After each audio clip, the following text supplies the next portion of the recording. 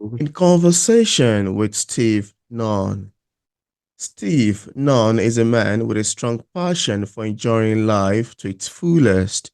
He has a deep appreciation of the pleasure and complexities of life and the richness of relationships. Nunn is an ardent student of history and an observer of people and society. Through his love of words, Nunn cleverly articulates his profound insight into society and culture in the light of contemporary and historical perspectives. He pulls no punches in challenging worldly expectations set by polite society. Nunn spent his time between Melbourne and Brisbane in Australia, as well as traveling domestically and internationally.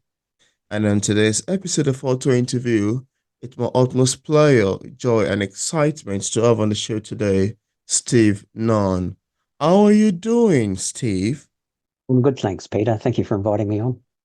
Yeah, it's my pleasure. I mean, it's quite lovely that we're here today to talk about your amazing works. Thanks for coming on the show. Thank you. Yeah. So, Steve, I want to first say that, I enjoy reading through the discussion page of The Habit, a hedonistic tale of debauchery and consequence in Amazon. And I wanted to ask you, how does this book come about? What inspired you to write The Habit and even to come up with this amazing title name? How does it come about too? A lot of very good questions there, Peter. So the book itself came about through my observations over the years of, like, I do a lot of history, like read a lot of history and Mm, as well as science and psychology. Um, and what I observed over the years was that there's a fixation throughout history. People just don't change. They have this fixation with sex and pleasure. Whether we're talking about people having multiple lovers or paramours or harems of thousands of years ago, or multiple affairs that people of contemporary times have. This sort of discussion always sparks controversy, and people love reading about it. They'll get indignant about it, but they're often guilty of the same things themselves or of living vicariously through someone else's hedonistic lifestyle. mm, So, what I noticed over the years was that there's this real dichotomy, I suppose, between what society sees as being acceptable behavior and mm, what it sees as being unacceptable. Um, so, and oftentimes too, we see that it's the male leaders of of countries and of empires who fixate themselves with harems and courts of women. But there's also been many famous women over the years, Wu, first and only female emperor, who mm, she allegedly had dozens of lovers in her court as well. Um, and so, while you've got these really important people running countries and empires, they're still fixated with sex like so many other people. So I wow. guess the question is, is it simply an adolescent in. Mm, So what I wanted to explore in the habit was not just looking at history in general, but really just taking it as a more contemporary perspective. So the novel, it's an erotic transgressive fiction novel, which charts the moral decline of a man, again obsessed with sexuality. His story starts out like so many of us, I guess, as a naive, shy young man, doesn't really know how to talk to women. The story follows him as he does eventually go on his first date, has his first relationship, and gets married. Um, the the story is told in the first person, so we get a detailed look into exactly what he's thinking and feeling, the challenges, the inner turmoil, the self doubt, the self criticism. Um, and whilst he's trying to do the right thing, be the perfect husband and everything, there's this undercurrent of desire and lust that he has, um, which he does eventually start acting on and becomes addicted to. mm, Illicit massage parlors, strip clubs, has multiple affairs. Um, the story, though, is peppered with his profound insights on civilization and that dichotomy between the ostensible morality expected by so-called polite society and the secret mm, lusts and desires that have been underpinned most societies over the centuries. Um, in terms of how I come up with the title, the habit really, well, a habit is something that somebody does just regularly. They oftentimes become addicted to it. They become obsessive, habits of things that are not easy to stop doing.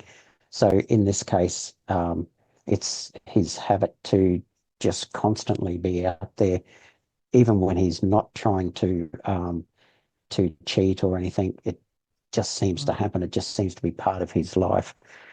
So I guess part of that question, whether we're talking about someone like him or getting back to those leaders over history, is this sort of obsession, this habit, is it really an adolescent desire or indulgence, or a lifetime obsession that just consumes people?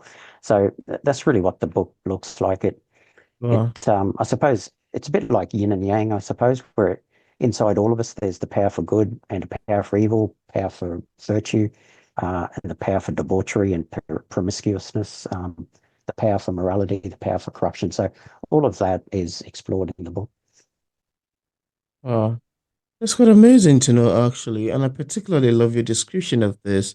Sounds quite pulling, quite captivating, and quite awesome to me. So thank you for sharing. Thanks really for sharing. I love the sound of it. Thank you. Yeah, I love the sound of it. And I also love to ask you, do you have a favorite character in the book? Can you tell us about the location where the story is particularly set? Sure. So I actually have three favorite characters, well, three and a half technically. Um, so there's Anna. She's a Spanish masseuse from the Canary Islands. Uh, She has a fascinating backstory that I believe will bring tears to people's eyes. And in fact, I was in tears myself as I wrote part of her story. But she's also very sexually confident and presents quite a tease and a test for Steve's friendship with her. Then there's the two Chinese masseuses, Amy and Ling. So Amy and Steve have a passionate affair, but Amy at one point ends up giving Ling to him as his birthday present. And so I refer to Ling as a half a character because she's only ever present when Amy's in there as well. But their relationship just always fascinated me. And then my personal favorite character is a woman named Amor. So she appears in his life when he least expects it. Everything's falling apart for him. He's going through a painful period of self-discovery, questioning his life choices and values when he does meet Amor. And she is a smart, sassy, very sexy Filipina with a great sense of humor. Um, and she quite hilariously introduces him to Filipino culture and history, which he sort of attempts to understand, but it's sort of quite humorous how he goes through that. Um, and her own backstory is quite fascinating, and she is also going through her own challenges and self-discovery in her relationships and life when the two of them meet. And it is the genesis, I suppose, for quite a passionate relationship between the two of them. wow. In terms of where it's set, um, the book is primarily set in Australia. Steve lives in Melbourne, but he does travel the country as part of his work. So it goes to places such as Brisbane, Perth, Adelaide. Also travels over to Auckland in New Zealand. Um, and then several of the characters are from overseas. So like Amy and Ling are Chinese, Amor is Filipino. So there is a bit of discussion around their cultures and stuff as well that he gets to experience. Mm. Wow, that's quite amazing. I mean, that's quite a lot, really, that you've got in there. And I like the way you mentioned about your favorite character and how the whole story location it's set. Thank you. Thank you for mentioning. Thank you. And just in case of readers who haven't read the book yet, who haven't read The Habit yet, and of course, without giving much information away, could we have a sneak of what we'd expect in terms of teams picking up The Habit? Um, yeah, so what they can expect is that the themes throughout the book are around sex, love, obsession, self-awareness, and how these have played, well, how these play out in one person's life, how they interact and affect the people who he comes into contact with, but also those themes throughout history, so that he's not um, he's not just a lone character who's been going through this. He's really just living the same sorts of things, facing the same challenges that people have for many thousands of years. Um, and one of the things it does consider adultery and hedonism as essential elements of pretty much every society. Um, in terms of adultery, it considers that everyone is capable of cheating, and in fact, it even considers that perhaps the only reason people don't cheat is simply because they're too lazy to. Um, the book explores the decline, his decline into a life of adultery and lies, deception, and considers the moral basis and argument for having, for and against having such a promiscuous life, and why is he required to lie in the first place? Why can't he just live his life the way he wants, um, and just be proud of the promiscuity that he has? But um, ultimately, the book does consider how sexuality is part of the holistic nature of the human condition, and that it needs to be balanced with other aspects of our lives. So it's something that we shouldn't suppress or feel ashamed of. We should be able to express our sexuality, be proud of who we are.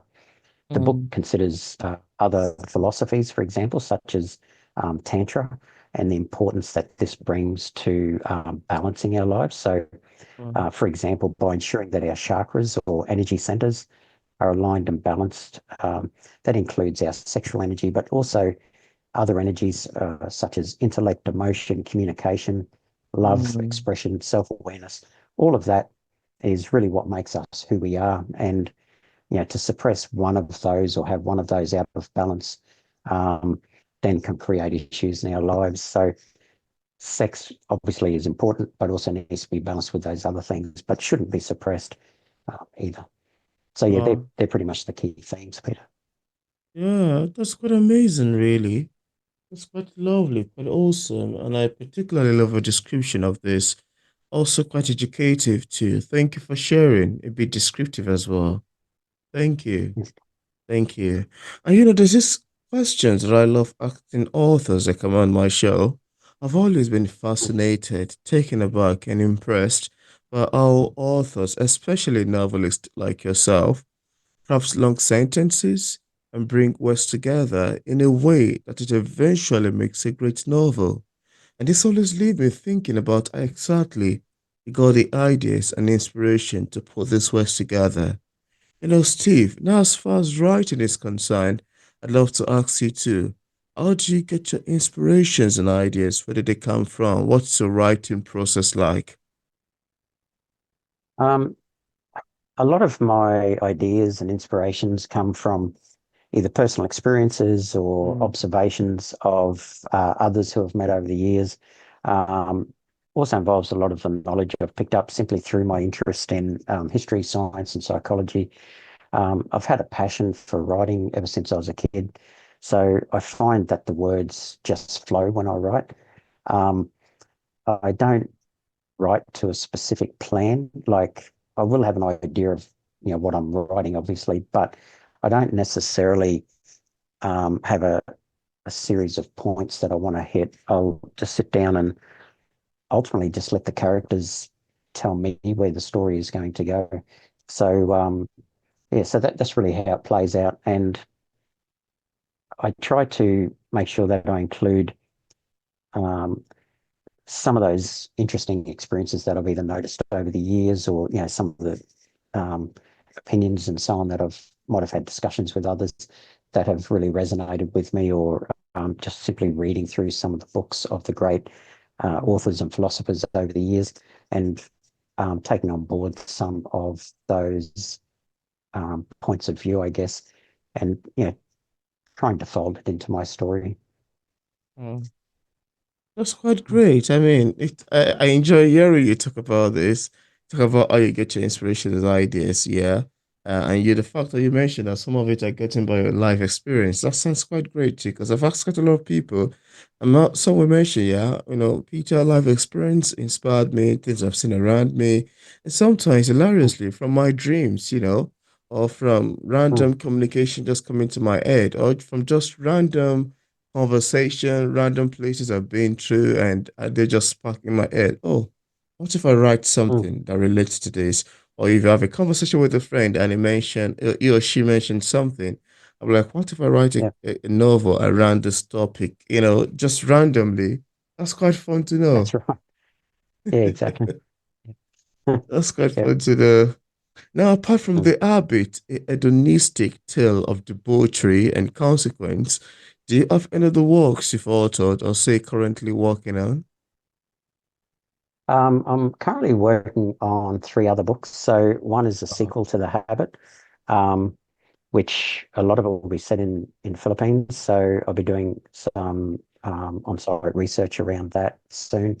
Another is a historical fiction novel, which is exploring the possibility of a dystopian society that could have emerged in a past era if things had have turned out slightly differently at that time.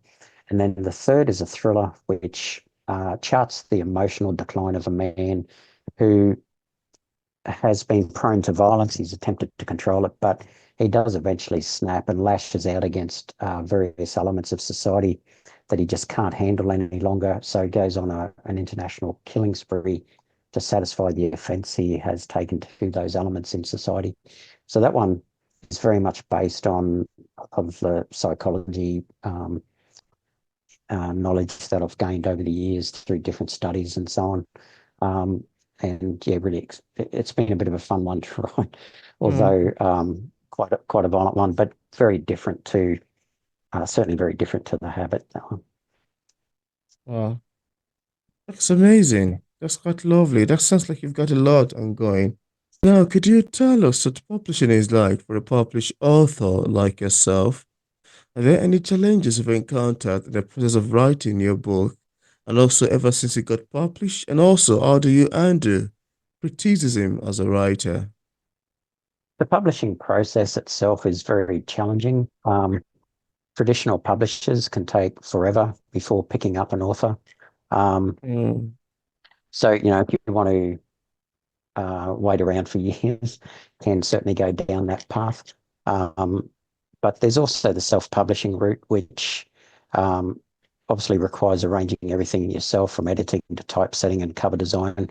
mm, But you can also go through like assisted self-publishing. So that's what I chose because whilst I'm reasonably confident of my skills editing, the other issues around cover design, typesetting, and even just being able to step back from the process and have a another editor or somebody else, edit your works away from you is important. So I ended up choosing the assisted self-publishing route, which I found was a great experience. It did cost me a bit more, but if you're going to self-publish, unless you do all of that stuff yourself, you're going to have to mm, pay somebody anyways. So yeah, so I really was really enjoyed that self-publishing, the assisted self-publishing process that I went through. They arranged the cover design, which I thought was fantastic.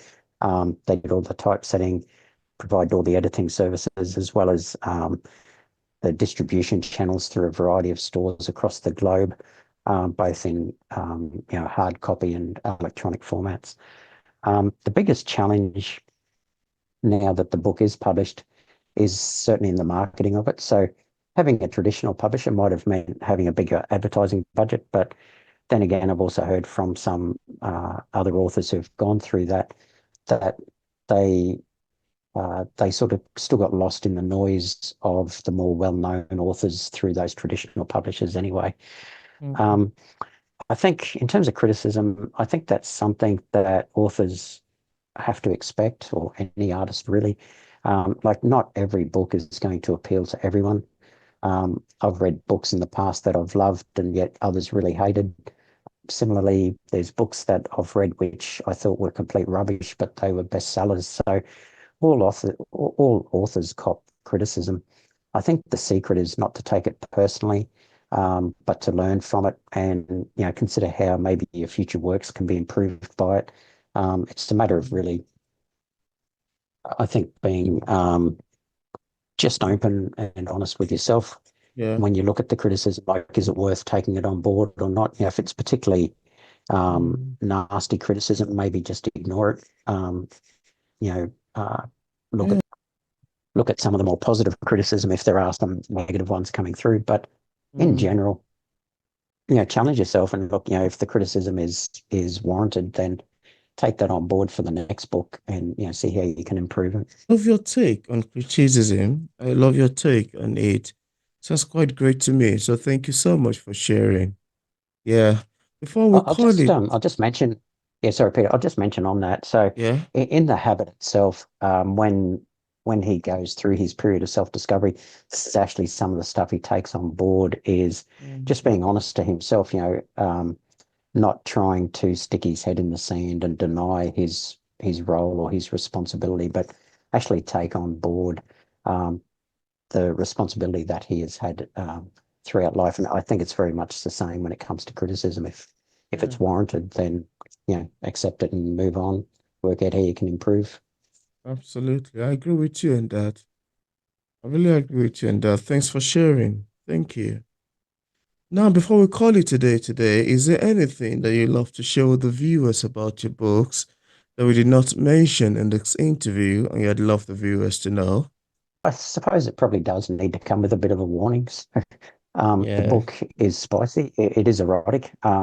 So it is quite explicit. So there's no hiding from that.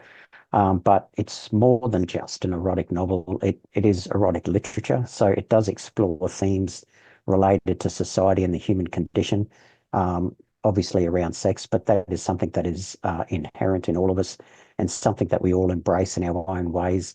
It is a fundamental element in the fabric of society and the individual. So the book explores this in detail and ruminates on morals associated with religion, politics, and throughout history, and how they've treated people, as well as the approach to sex and how it's oftentimes suppressed or used as a means of control.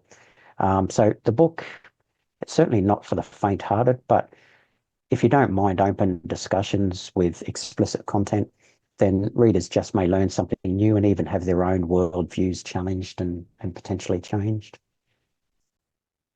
That's quite great. Thank you so much. I love the sound of it. Thank you so much. Now, just in case we have some viewers who are currently watching this interview and would love to get a copy of your book, on what platform is it available on for purchase? Yeah, so it's available through Amazon, Barnes and Noble, other online stores. Um, there's links to some of them off my own website. So that's stevenunnwriter.com. Mm. I'm also on Goodreads and Linktree. That's great. And I left a link in the description part of this interview to a Yep. link where viewers can get a copy of Steve Nunn's books directly on Amazon and also another platform. I also left possible links to his social media followings pages of possible followers. So thank you so much, Steve, for accepting the invitation. Be featured on P English Literature. It's awesome having this conversation with you. Great. Thanks for inviting me on, Peter. I've really appreciated it. Yeah, I enjoyed it. It's been fun thus far. Thanks for coming on.